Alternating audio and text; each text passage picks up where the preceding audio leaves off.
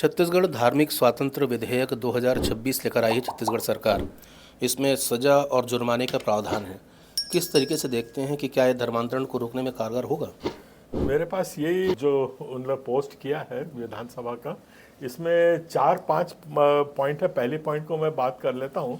इसमें लिखा है सामान्य मामले जबरन धर्म परिवर्तन पर 1 से 5 साल का कैद और 25,000 जुर्माना।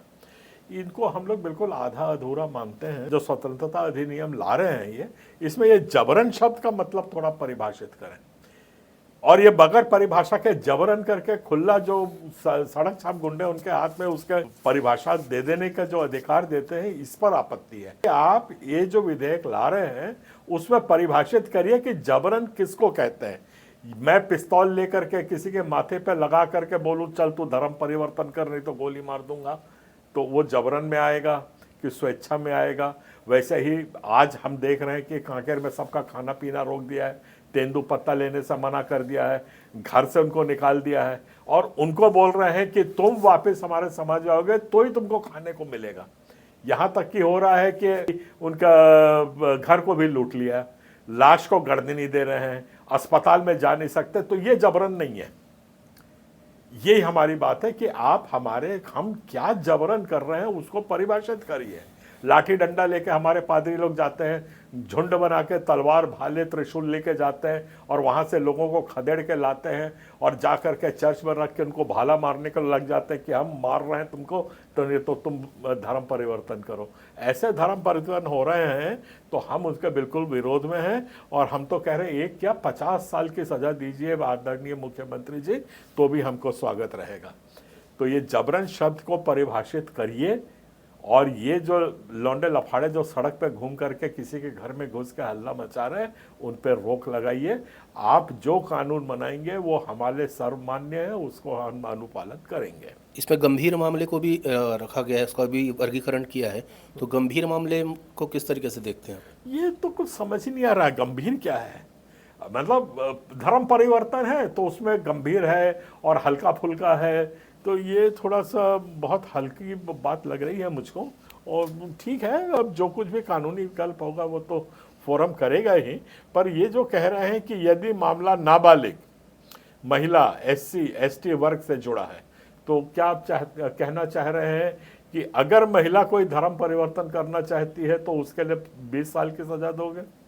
या कोई ST SC वर्ग से धर्म परिवर्तन करता है तो उसके लिए अलग सजा होगी, और जो कोई उच्च जाति से करता है उसके लिए कम सजा होगी? तो इस किस्म का भेदभाव, विरोधाभास इस विधेयक में नहीं होना चाहिए। हमारे जो संविधान है, संविधान ने हमको बड़ा क्लियर अधिकार दिया है, समता, समानता, ये जो हमारा इनबिल्ट है, बेसिक मूल अधिकार है कि हर धर्म को, हर व्यक्ति को, हर विश्वास को, हर वर्ग को बगैर किसी जाति के भेदभाव किए हुए उन सबको बराबर माना जाएगा। तो अगर आप समता के अधिकार को मान्यता दे रहे हैं, तरजीह दे रहे हैं, तो SC ST को अलग करने का कोई औचित्य ही नहीं दिखता हमको। और महिला को दें या नाबालिग को दें, नाबालिग को पता नहीं कब इनने कौन सी नाबालिग को देख लिया है कि हमारे यहाँ धर्म परिवर्तन हुआ है, और सरकार कोई भी किस्म से ठोस बात करती नहीं है। हम कब से मांग रहे हैं कि विधानसभा के पटल पे आप ये रखिए कि पिछले आपको आज 3 साल 2.5 साल हो रहे हैं, 2.5 साल में कितने धर्म परिवर्तन हुए हैं, आंकड़े तो दीजिए। आंकड़े देने में तो विफल है और बात ये सब कर रही है।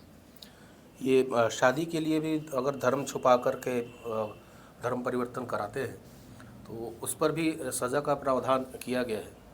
खैर, इसका तो स्वागत है, इसमें कोई हमको आपत्ति हो ही नहीं सकती है, क्योंकि किसी बात को छुपा करके और इस किस्म से करना, चाहे वो धर्मांतरण हो, चाहे कोई सौदेबाजी हो, कुछ भी हो, ये तो अपराध है। इसमें कोई आपको अलग से धर्मांतरण में इसका प्रावधान देने की क्या जरूरत है? इससे 50 कानून है इसके लिए। जो झूठ बोल रहा है, धोखेबाजी कर रहा है, तो वो सारे कानून तो हैं अपने IPC में, उसका उपयोग करें। अलग से एक हवा मचा करके ऐसा माहौल बनाना, क्या हमारे समाज में तो अभी तक ऐसा कोई प्रकरण आया ही नहीं है कि कोई धोखे से शादी करी हो।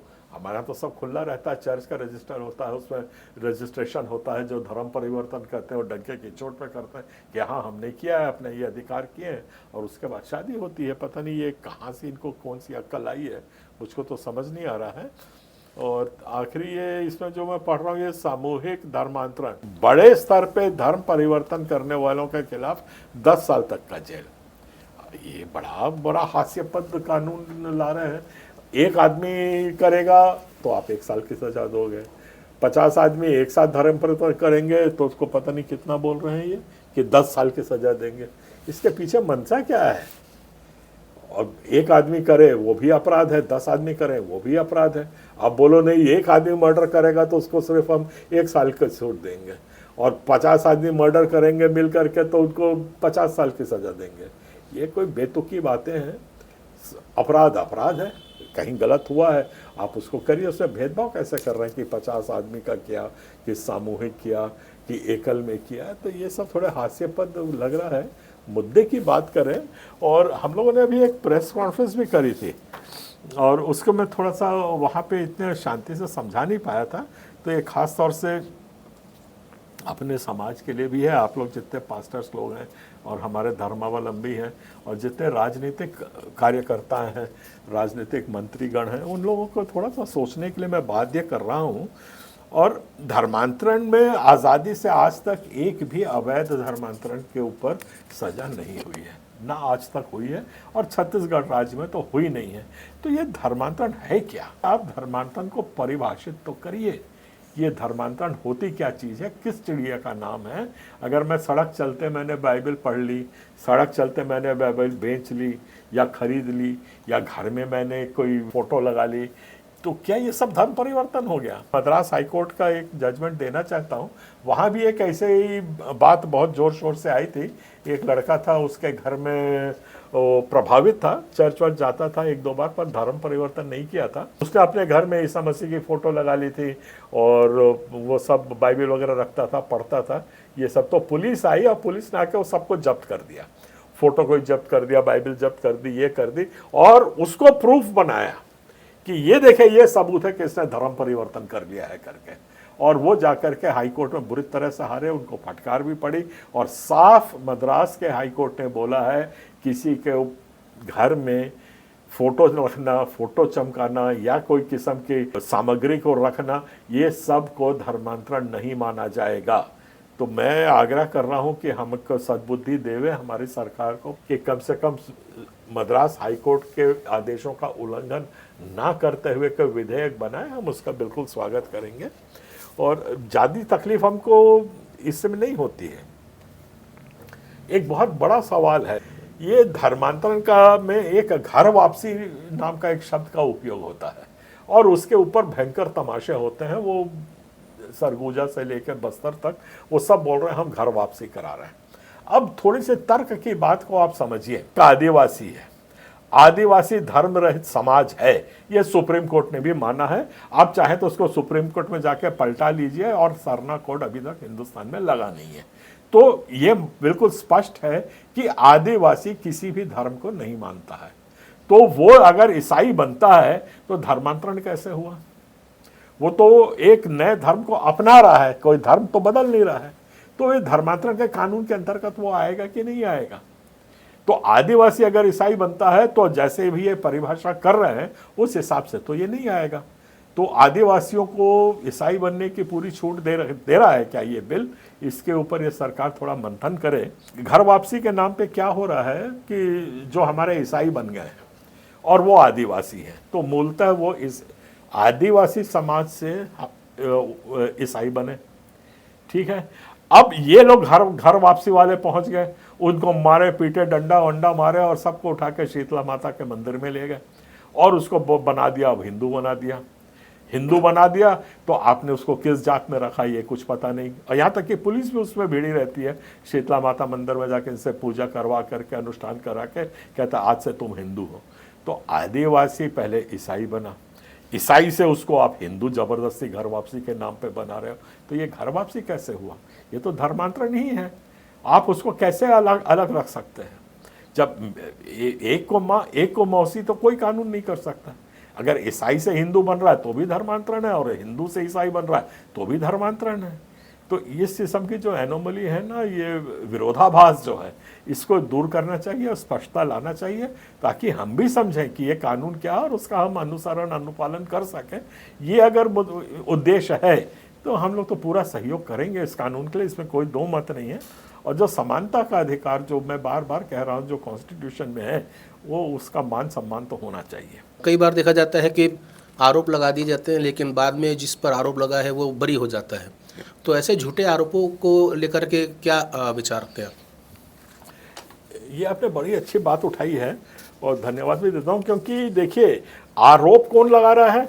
सड़क छाप मवाली लोग, जिनको खुद अपने धर्म नहीं मालूम, वो आकर के हम पे आरोप लगा रहे हैं कि धर्मांतरण, और पुलिस तुरंत उसका FIR लिख रही है। तो माननीय महोदय, आप ये जो हो रहा है इसको परिभाषित करिए कि धर्मांतरण कब कहाँ कैसे होता है, किसको आप धर्मांतरण मानेंगे, किसको नहीं मानेंगे, और आरोप लगाने का अधिकार किसके पास है। खुद हमारे घर के अंदर बालात घुस जाते हैं, उसको इंक्लूड करिए कि ऐसा होगा तो उसके ऊपर तुरंत FIR होगी। आप उसको करिए ना इंक्लूड उसमें कि आप किसी के घर में नहीं घुस सकते, ये हमारा सब प्राइवेसी का अधिकार है, हम कहीं भी प्रार्थना करें वो हमारा अधिकार है। 4 आदमी अंदर घुस जाते हैं और पुलिस वहाँ पे धर्मांतरण का आरोप लगा देती है। पुलिस को खुद नहीं मालूम कि धर्मांतरण क्या होता है, पुलिस को यही नहीं मालूम कि वो आरोप लगाने वाला कौन है, कैसे अंदर घुसा, उनके लिए सब झूठ है। ये इस किस्म की चीज़ें को आप कानून में लाइए और उसमें लगाइए कि आज धर्मांतरण का आरोप लगाने का अधिकार किसके पास है, धर्मांतरण की परिभाषा क्या है, जो एक्ट आपकी बन रही है उसमें आप इन सब बातों को इंक्लूड करिए। सुप्रीम कोर्ट का एक व्यू है, बहुत जोशों से चल रहा है, वो आप लोगों की तरफ थोड़ा सा लाना चाह रहा हूँ।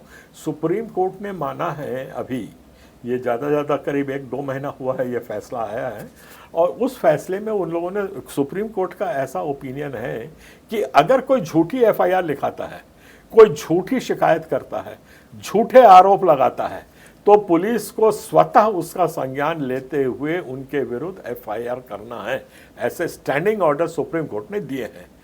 तो क्या ऐसे सुप्रीम कोर्ट के जो स्टैंडिंग ऑर्डर्स हैं उसको इस धर्मांतरण विधेयक में समायोजित किया जाएगा, या आप सुप्रीम कोर्ट की इस मंशा से मेल नहीं रखते हैं? ये ऐसा स्पष्ट कर दीजिए कि सुप्रीम कोर्ट कुछ भी बोलती रहे, हम तो FIR नहीं करेंगे। अगर ऐसा स्टैंड है आपका तो उसको बता दीजिए, और नहीं है तो आप इस विधेयक में ये प्रावधान रखिए कि जो कोई भी झूठा FIR, झूठी शिकायत अगर लिखवाता है तो उसके ऊपर FIR तुरंत पुलिस को करना बाध्य होगा। निजी जगहों पे जाना, इलाहाबाद हाई कोर्ट ने भी उसमें फैसला दे दिया है कि आप निजी जगहों पे आराम से अपनी प्रार्थना कर सकते हैं, कितने भी लोग उसमें आ सकते हैं, कोई रोक टोक नहीं है। अगर बहुत ज़्यादा लोग हो जाते हैं, कोई लॉ एंड ऑर्डर की सिचुएशन होती है, तो वो जिम्मेदारी पुलिस की बोली कि आप जा कर के देखिए वहाँ पे भीड़ को आपको कैसे कंट्रोल करेंगे। या इलाहाबाद हाई कोर्ट कह रहा है, ये मेरी कोई मांग नहीं है। हालांकि हमने यहाँ छत्तीसगढ़ हाई कोर्ट में एक रिट याचिका लगाई हुई है जिसका हम इंतज़ार कर रहे हैं कि सुनवाई पे आएगा। तो वो सुनवाई पे आएगा तो उसमें भी हमने यही तर्क दिया है कि मेरा जो अधिकार है वो सुरक्षित रहे इकट्ठा होने का, और जो 1984 का उसमें हवाला दिया हुआ है धार्मिक जगहों के ऊपर एक विधेयक था, उसको उन लोगों ने कोट किया है, और उसमें बड़ा मतलब कितना घुमा फिरा के उसको आप लोगों ने हमारे अगेंस्ट केस बनाया है, उसको भी हमने हाई कोर्ट में चैलेंज किया। 1984 का जिसको कोर्ट कर रहे हैं जिस विधेयक को, वो कह रहा है कि किसी निजी संस्था को, आपके निजी प्रॉपर्टी को अगर आप धार्मिक इस्तेमाल करना चाहते हैं, मतलब आप अपने घर को एक मंदिर बनाना चाह रहे हैं, मस्जिद बनाना चाह रहे हैं या चर्च बनाना चाह रहे हैं, तो आपको अनुमति लेनी है। या उसमें तो कहीं नहीं लिखा है कि आप प्रार्थना नहीं कर सकते, कि घर में आप प्रार्थना करना मनाही है, कि सिर्फ 2 आदमी प्रार्थना करेंगे, 5 करेंगे जैसा आजकल पुलिस करती, नहीं एक घर में 5 से ज़्यादा प्रार्थना नहीं करेंगे। ये तो दोनों कोर्ट्स ने उसको किया है, और हम उम्मीद रखते हैं कि कम से कम हाई कोर्ट इस बातों को परिभाषित करेगा, और ये बात को बिल्कुल सरकार स्पष्ट करे कि बाइबल रखना, ईसाइयों से मिलना जुलना, क्रिसमस पे बधाई देना, ये सब अपराध हैं। या आपके अधिनियम के अनुसार ये सब अपराध में हो जाएंगे। धार्मिक, किसी भी धार्मिक पुस्तक को पढ़ना वो भी अपराध हो जाएगा। मतलब जो हिंदू पैदा होगा वो सिर्फ वेद पढ़ेगा, जो ईसाई के घर में पैदा होगा वो बाइबल पढ़ेगा, जो मुस्लिम के घर में पैदा होगा वो पढ़ेगा। इस किस्म की आप कोई कानून लाना चाह रहे हैं, क्या लाना चाह रहे हैं? तो ये बातें आपकी जो है ना, ये दो हाशिया बातें लग रही हैं हमको। बिल्कुल ये इन चीज़ों के बहुत ज़्यादा शक है और घबराए तो हुए हैं इन बातों से कि आप कानून का दुरुपयोग करेंगे। हम कानून से नहीं डर रहे हैं, हम कानून के दुरुपयोग से डर रहे हैं और उस दुरुपयोग को रोकने के लिए इसमें बराबर उतने प्रावधान होना चाहिए ताकि इस कानून का दुरुपयोग नहीं किया जा सके। और ये तो ऑब्वियस है कि ये कानून का दुरुपयोग अगर होने की हमें संभावना दिखेगी, किसी भी तरह से अगर संवैधानिक सीमाओं को ये लोग लांघेंगे तो हम तो अवश्य हाई कोर्ट भी जाएंगे, सुप्रीम कोर्ट जाएंगे। हम बिल्कुल चाहते हैं कि शांत स्वभाव का अच्छा कानून आए जिसमें अगर अवैध धर्म परिवर्तन हो रहा है तो बिल्कुल उसको रोका जाए। और दूसरी बात है, सरकार से मैं आज गुजारिश कर रहा हूँ, कृपया आंकड़ों को विधानसभा के पटल पर रखिए कि पिछले 3 साल में कितने धर्मांतरण छत्तीसगढ़ प्रदेश में हुए हैं। उसके आगे आप चर्चा करिए, बिल्कुल स्वागत रहेगा। आप सबको जय जोहार, जय छत्तीसगढ़।